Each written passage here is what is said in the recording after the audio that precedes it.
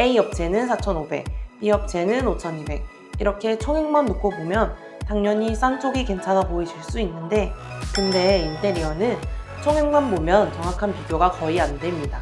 예를 들어 총 예산이 5,000이면 그 안에 공사비 얼마, 가구 가전 얼마, 입주 준비 비용 얼마, 그리고 예비비 얼마 이렇게 나눠놓고 보셔야 돼요. 그리고 업체를 만나면 이 견적에 포함된 범위가 어디까지인지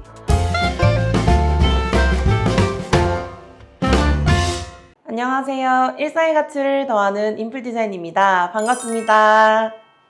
인테리어 상담 오시는 분들 보면 진짜 비슷한 말씀들 많이 하시는데요. 예쁜 건 너무 많은데 뭐부터 봐야 될지 모르겠고 견적은 받아봤는데 뭐가 맞는 건지도 모르겠고 업체마다 금액 차이가 커서 더 헷갈린다고들 하시거든요. 근데 이게 너무 당연해요. 왜냐하면 인테리어는 업체를 만나기 전에 고객님이 먼저 정리해놔야 되는 기준이 있거든요. 그 기준 없이 시작하시면 사진은 계속 저장하게 되고 보고 싶은 건 많아지고 견적은 들쑥날쑥해지고 나중에는 아 이거 괜히 했나? 이건 왜 미리 생각을 못했지? 이런 후회를 남기 쉬워요. 그래서 오늘은 인테리어 시작하기 전에 고객님이 먼저 정해두셔야 되는 5가지를 진짜 현실적으로 말씀드릴게요. 예쁘게 꾸미는 얘기보다 후회 없이 시작하는 기준 잡는 영상이다 이렇게 생각하시고 보시면 좋을 것 같습니다. 첫 번째는요. 총 예산 말고 공사 예산부터 따로 잡으셔야 돼요. 이거 진짜 많이 헷갈려들 하시는데 보통 저희 예산은 4천 정도 생각하고 있어요. 5천 안으로 보고 있어요. 이렇게 말씀들 하시거든요.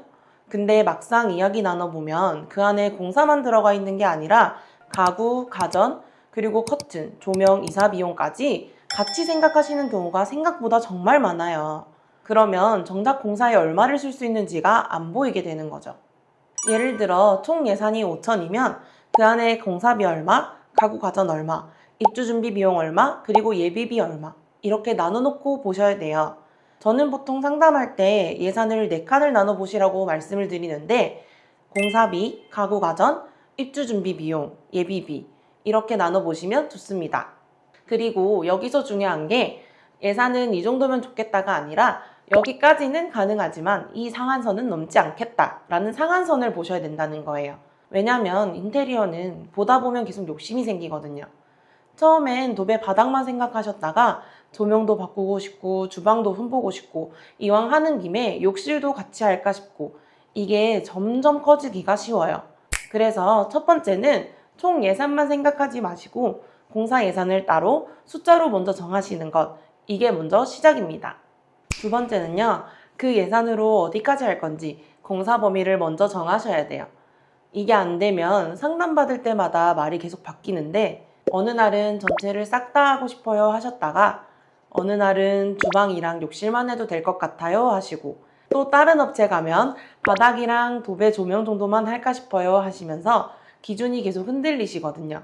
근데 사실 견적 차이의 대부분은 평수 차이보다 공사 범위 차이에서 나오는 경우가 훨씬 많습니다. 샤시를 바꾸는지, 욕실을 덧방으로 하는지, 철거를 하는지, 주방을 필름으로 정리하는지, 아니면 전체 교체를 하는 건지, 조명을 일부만 바꾸는지, 전부 바꾸는 건지, 확장을 하는지 안 하는지 이런 것들이 금액을 크게 바꾸는 거죠. 그래서 고객님 입장에서는 얼마예요 보다 먼저 이번에 우리 집은 어디까지 할 거예요? 이렇게 먼저 정리가 돼 있으셔야 된다는 거죠. 저는 이걸 보통 3단계로 나눠서 생각하면 조금 편하다고 말씀드리는데요. 전체 리모델링 공사, 핵심 공간 위주 공사, 분위기 정리 위주 공사 이렇게 3가지요. 집 자체가 많이 오래됐고 주방도 욕실도 다 불편하면 전체나 핵심 공간 공사로 가시는 게 맞고요. 기본 상태는 괜찮은데 촌스럽고 어두운 느낌만 정리하고 싶다 하시면 도배, 바닥, 조명처럼 표면 정리 위주가 더 현실적일 수 있습니다. 그래서 두 번째는 예산에 맞는 공사 범위를 먼저 정하시는 것. 이게 꼭 필요한 거죠. 세 번째는요. 우리 집에서 절대 아끼면 안 되는 항목을 먼저 정하셔야 돼요. 이게 진짜 중요한데 인테리어를 하시다 보면 눈에 보이는 데부터 욕심나기 쉬운데 그게 예를 들어 예쁜 타일, 예쁜 조명, 멋진 상판, 포인트 벽 이런 디자인 요소들인 거죠.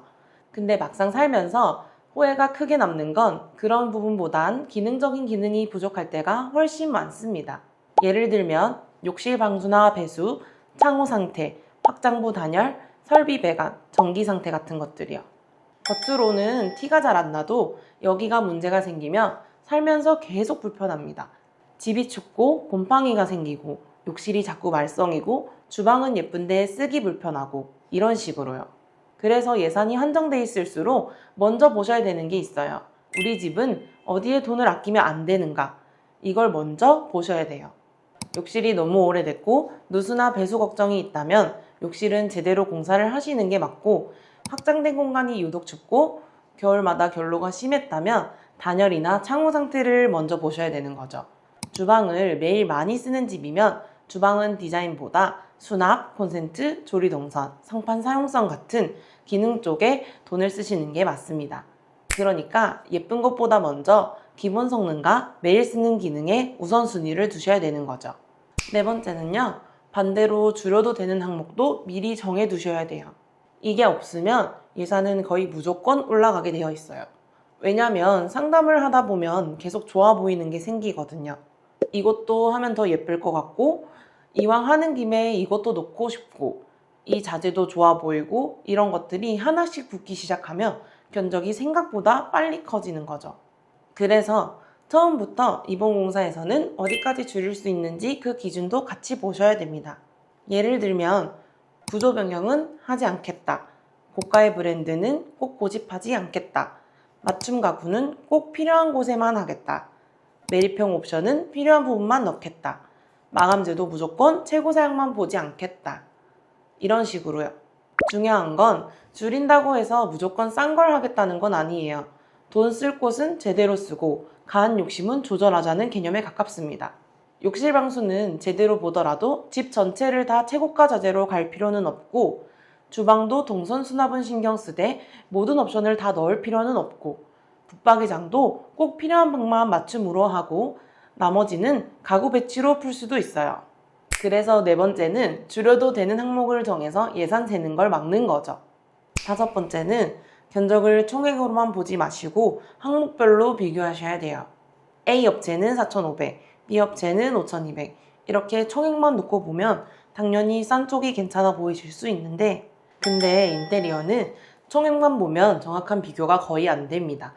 왜냐면 어디는 창호가 빠졌을 수도 있고, 어디는 욕실 철거가 빠졌을 수도 있고, 어디는 주방 사양이 다를 수도 있고, 어디는 추가금이 붙을 가능성이 더 많을 수도 있거든요. 그래서 견적을 보실 때는 최소한 항목별로 나눠서 보셔야 돼요. 철거, 목공, 전기, 설비, 도배, 바닥, 욕실, 주방, 가구, 조명, 창호 이런 식으로요.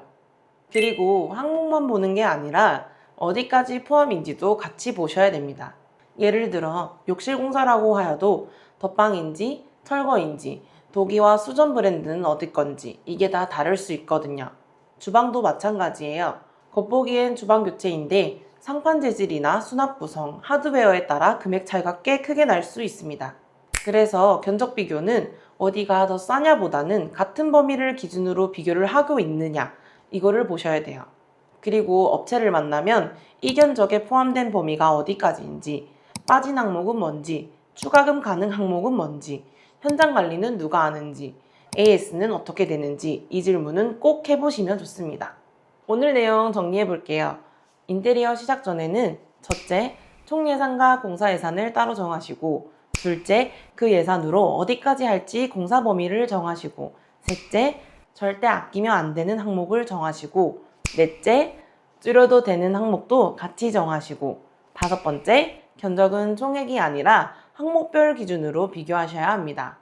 이 5가지가 먼저 정리되어 있으시면 상담 받아보실 때 훨씬 덜 흔들리시고, 견적서를 봐도 뭐가 다른지 보이기 시작하고, 공사가 끝난 뒤에 후회할 가능성이 훨씬 줄어듭니다.